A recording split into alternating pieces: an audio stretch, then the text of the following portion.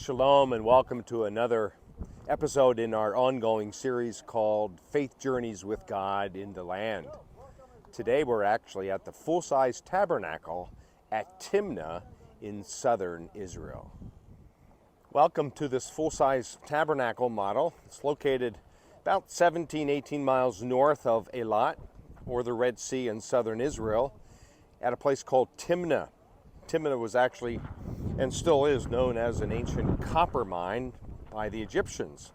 But as you can see behind me, there's a full-scale model here of the tabernacle, which includes everything in the courtyard that we would expect, as in the sacrificial altar, and the bronze laver, which was used for priests to purify themselves.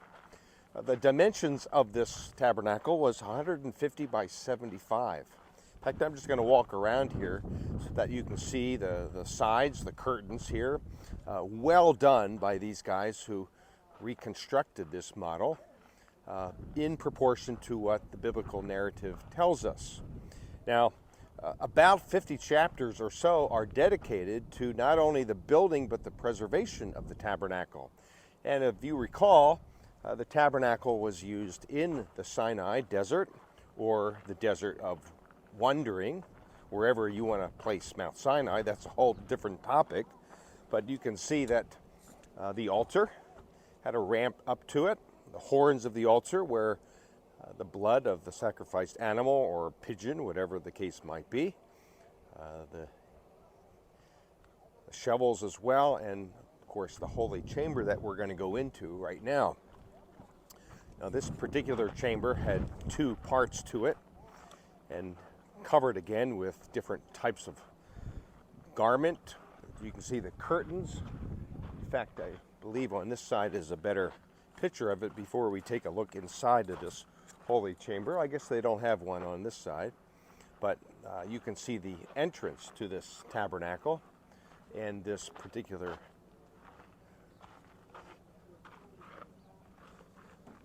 Let me go inside here. I think there's someone in here. Yeah, there's a few people in here, but that's okay. But now we've entered into this first part, the holy chamber. And this had three things. The menorah, a 7-candelabra, if you will. The table of presence, or the King James's table of showbread. And also the incense altar. A number of different incenses were used here, and this particular chamber was divided from the Holy of Holies chamber by this curtain where you can see even the cherubim. Here in this tabernacle we also see the high priestly garment, even complete with the bells at the very bottom of his garment. So this was well done in terms of this particular model, and once again the table of presence with the 12 loaves of manna representing the 12 tribes. Looks like we're not going to be able to go into the Holy of Holies quite yet, but we'll do that in just a moment. So when we talk about the tabernacle, we're talking about really maintaining what was a place where God's presence was displayed. In fact, let's just come out here just for a moment and walk around the back side of this holy chamber, because when we talk about what the author of Hebrews would say in chapter 9 especially, this tabernacle was temporary. It was where once a year the high priest would go into the Holy of Holies, and he would anoint the mercy seat with blood. Now, the Ark of the Covenant was made of acacia wood, as many of the elements for the items of the tabernacle were. But when we take a look at our perspective from our faith journey with Christ, this tabernacle that was, again, temporary, it served its purpose. Once Joshua and the Israelites conquered the land, they established the tabernacle, most likely in a more permanent form, at a place called Shiloh, or Shiloh. And there it stood for a little over 300 years until it was destroyed in the early part of the 11th century by the Philistines. That battle took place as recorded in 1 Samuel chapter 4. But the author of Hebrews tells us that Christ now has accomplished the work of redemption once and for all. He has served as our high priest.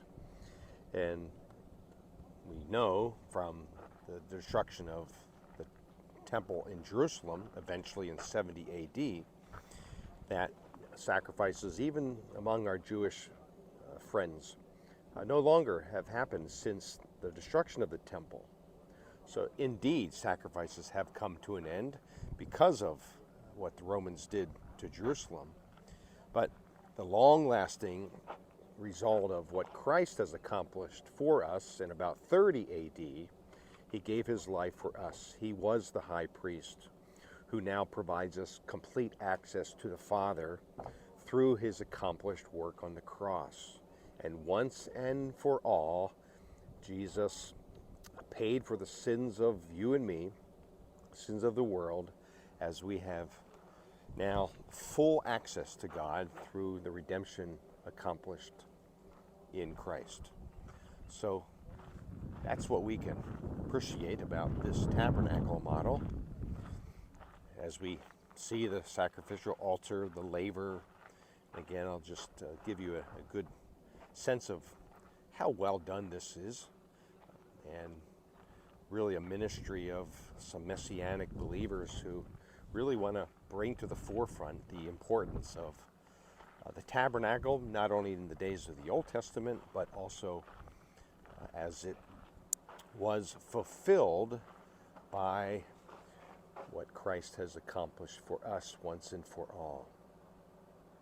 So the high priest, once a year, going into the Holy of Holies, that's already now irrelevant, because Christ once and for all accomplished the same thing.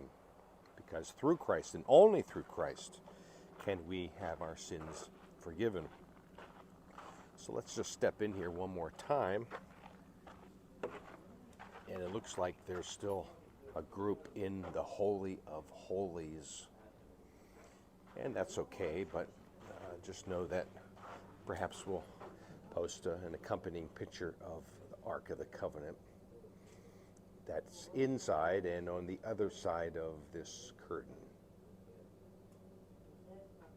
So, be encouraged in your faith walk with Christ, your faith walk with God, in that your redemption has been paid in full by the one who accomplished salvation for us through the cross of Calvary.